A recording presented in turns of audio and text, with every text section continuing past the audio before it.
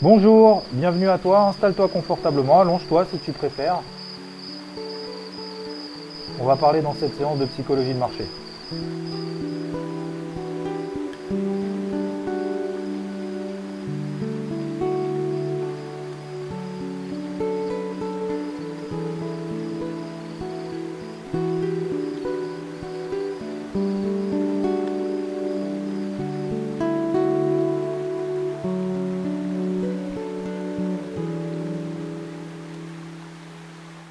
« 34% des entreprises n'ont pas intégré l'impact du coronavirus dans leurs prévisions. Autant dire que le profit warning qu'a réalisé Apple cette semaine n'est absolument pas un cas isolé. Et visiblement, le marché commence à peine à s'en rendre compte de l'impact de l'épidémie du coronavirus sur l'économie et sur les entreprises en général. Mais un profit warning, c'est quoi? C'est un avertissement à destination du marché que l'entreprise ne réalisera pas ses objectifs sur le trimestre en cours, voire sur une plus longue échéance si vraiment ça sent pas bon du tout. Et en l'occurrence, Apple réalise 17% de son chiffre d'affaires en Chine, et sans compter les usines de production dont elle dispose. L'action a perdu 1,8% dans la séance. Elle a réalisé un gap baissier, moins 1,8%. Le signal de faiblesse qu'elle a donné a rapidement été effacé. Les supports clés tiennent. Aucun stress. Walmart, qui a été la seule entreprise de l'indice Dow Jones qui a publié cette semaine, a publié des chiffres moins bons que prévu. Et là, tu te dis, bah, ça sent pas bon encore une fois. Eh ben, pas du tout. Et oui, ça ira mieux demain, faut pas être pessimiste comme ça. Tiens, d'ailleurs, ici, je vais te partager un graphique avec deux courbes. En bleu, c'est l'évolution des cours de l'indice SP500, l'indice le plus représentatif aux États-Unis puisqu'il est composé de 500 entreprises. En noir, ce sont les estimations d'EPS, donc d'earning per share, estimées sur les 12 prochains mois. Tu vois ici que l'écart est en train de se creuser entre les deux courbes. Il y a une tendance à ce que les valorisations d'entreprises continuent à grimper, alors que les perspectives des entreprises grimpent de manière beaucoup moins forte. Que s'est-il passé d'un point de vue macro cette semaine? En Allemagne, l'indice ZOO est ressorti dégueu, pour ne pas dire dégueulasse. C'est gros mots, tout ça. Mais c'est pas grave, vois le verre à moitié plein. C'est pas bon, ça ira mieux demain. Non mais sans plaisanter, l'indice DAX a même monté après la publication de ces statistiques. Comme si le marché anticipait déjà qu'il allait avoir sa petite picouse d'injection de liquidité. Rappelle-toi, on avait déjà vu ça la semaine dernière, bad news is good news. Concernant les PMI qui ont été publiés vendredi un peu à droite et à gauche, globalement ça passe, c'est plutôt meilleur prévu. Et là peut-être que tu te dis, good news is bad news.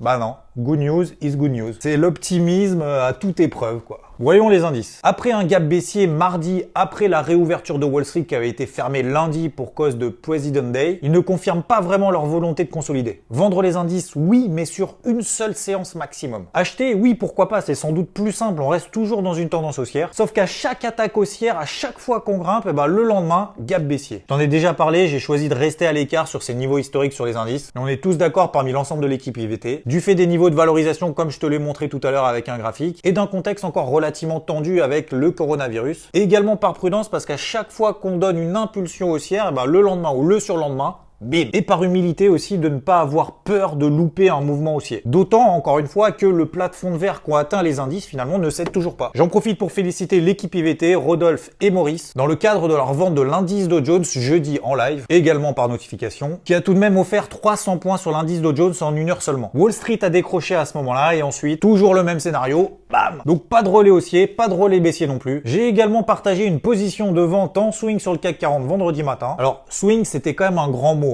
Disons que l'objectif, c'était de la laisser courir sur plusieurs jours. J'ai ouvert la position juste avant l'open cash, tout simplement parce qu'on avait un flux baissier la veille, notamment en données horaires, et qu'on avait de grandes chances de percer le bas du range dans lequel on était depuis maintenant plusieurs jours. Et ça permettait de bénéficier d'un meilleur timing d'intervention que d'attendre une confirmation avec une clôture horaire en dessous du bas de ce range. Prise de position vendredi matin, juste avant l'open cash, le CAC perd 30-40 points direct dans la foulée. Sécurisation de la position relativement rapide puisque les indices nous ont habitués quand même ces derniers temps à retracer à chaque fois des flux baissiers. Réintégration, stop de protection déclenché au cours d'entrée. Bref, le swing c'est absolument ingérable. Et ça c'était avant vendredi 15h. Parce que là, Wall Street va ouvrir dans 30 minutes, donc vendredi 15h30 heure française, et comme sorti de nulle part, panique générale. Le Dow Jones perd 200 points en une heure, encore une fois, le dollar américain s'effondre, inversion de tendance brutale sur toutes les paires liées au dollar américain. L'euro-dollar que je travaillais à la vente depuis 1,1077, stoppé au cours d'entrée sur la dernière position vendeuse que j'ai prise. C'est pénible parce que ça fait un moment que je l'ai en portefeuille, mais la tendance baissière a été largement exploitée jusque-là. L'USD-CHF, donc le dollar américain contre le franc suisse, quasiment 2 semaines que je laisse courir la position à l'achat, avec un rollover ultra positif, dans une tendance haussière largement bien ancrée, et donc vendredi à partir de 15h30, bim, une bougie impulsive en une heure qui retrace 6 jours de hausse. Et cette semaine, j'ai eu des milliers de questions questions pour me demander mais c'est quoi le rollover? Normalement c'est pas un truc justement où tu perds de l'argent. Ouais non, c'est peut-être pas des milliers, c'est des centaines. Ouais, des dizaines. Ouais, une bonne dizaine quand même. C'est tout simplement la différence du taux d'intérêt d'une devise par rapport à une autre, entre celle que tu achètes et celle que tu vends. Je te donne un exemple tout simple, tu as l'achat sur l'euro contre le dollar américain. Donc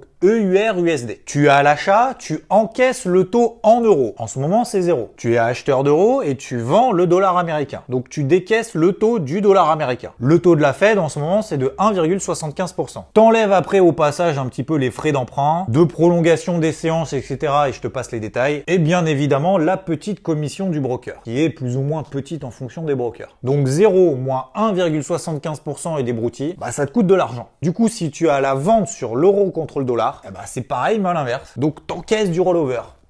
Et en ce moment, le meilleur rollover qu'il puisse y avoir sur le marché du Forex, c'est un achat du dollar américain contre le franc suisse. Voilà, c'était la petite leçon du jour. Le rollover n'a plus de secret pour toi. Le fait que le dollar américain s'effondre, c'est tout à fait relatif. Le gold, l'or s'envole, sur lequel on réinsiste sur IVT depuis maintenant 2 semaines. Profite donc de son statut de valeur refuge, de la baisse des indices, de la chute du dollar américain, et encore et toujours de la baisse des taux d'intérêt. D'ailleurs, c'est pas impossible que les 1700 $ soient ralliés beaucoup plus rapidement que prévu. Ça correspond au plus haut qui avait été atteint en 2013. Maintenant, parlons du pétrole. Oui, on va en parler. Alors, à 49 $, personne n'en voulait. Et là, j'ai eu beaucoup de bruit marché. Mais oui, c'est sûr, on va à 25 $. Et maintenant qu'on est monté à 50 $, oui, il n'a pas fini de monter, ça va continuer.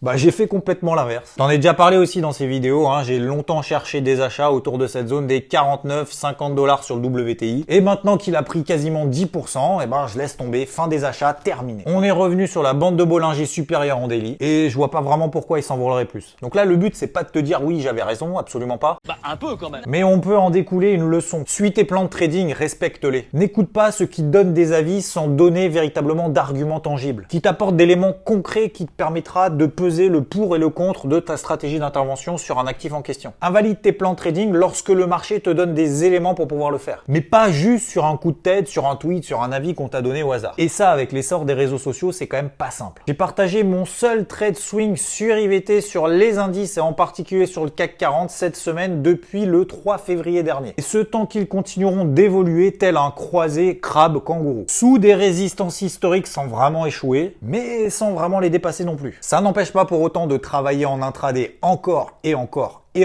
et de chercher peut-être des actifs sur d'autres marchés. Bref, c'est pas un contexte de marché facile. Et la question tout au long de cette semaine, c'est pourquoi se forcer à trader? Pourquoi chercher forcément à avoir raison sur le marché? À trouver des arguments acheteurs, vendeurs tout le temps en permanence, alors que les flux de marché sont pas forcément au rendez-vous. Et je parle encore une fois plus particulièrement en swing trading. En intraday, c'est légèrement différent. Parce qu'il y a des forts mouvements, beaucoup de volatilité, et tous les jours, voire même toutes les heures, faut systématiquement revoir sa stratégie et repartir quasiment de zéro. Finalement, faut chercher la simplicité. Laissez courir le plus longtemps possible les positions qui sont ouvertes et qui se passent bien, tant que les plans de trading ne sont pas invalidés. Sans vouloir absolument se positionner sur un nouvel actif, ouvrir de nouvelles positions ou fermer celles que tu as actuellement en cours. Et tant que l'actif, soit celui que tu surveilles, soit sur lequel tu es déjà positionné, ne te donne pas de nouvelles indications, soit pour l'invalider, soit pour ouvrir un nouveau trade. C'est pas reposant quand tu passes pas des nouvelles positions à chaque fois, et c'est pas plus mal que ce soit déjà mentalement pour le portefeuille. Tu prends plus de risques que l'espérance de gain que tu estimes lorsque tu cliques sur le bouton de la souris. Et ça, généralement, c'est ce qu'on appelle l'overtrading. C'est généralement une conséquence de ce manque d'adrénaline, à vouloir toujours plus satisfaire son ego de trader. Ne sachant pas au moment où je tourne la vidéo quelle a été la clôture à Wall Street, on va très probablement avoir encore une semaine de boulot assez intensif sur les marchés, avec le test notamment de gros supports clés en daily, sur les indices. Voici par exemple l'indice Dow Jones en daily, la zone clé ici qui sera véritablement très importante et qui correspond à la borne basse d'un canal ascendant. Autrement dit, qui matérialise la tendance haussière pour le moment toujours en cours. Ou ici le CAC 40 en daily, avec la moyenne mobile à 50 jours et également cette zone clé des 6000 points dont je parle depuis lundi matin dans le cadre de mon carnet de bord de trading. Bref, ça va être encore très mouvementé. La semaine prochaine sur le CAC 40, il y aura pas mal de publications, je te les mets ici. D'un point de vue macro, on va attendre l'IFO en Allemagne, qui a un sondage auprès de 7000 entrepreneurs pour leur demander leur avis sur les conditions d'activité sur les 6 prochains mois. Nous aurons également la confiance des consommateurs aux États-Unis, réalisée auprès d'un sondage de 5000 foyers. Et Et avant de te dire au revoir, je vais vous dire merci encore une fois. La chaîne a quasiment atteint les 200 000 vues en un an. Et si elle existe, c'est grâce à toi,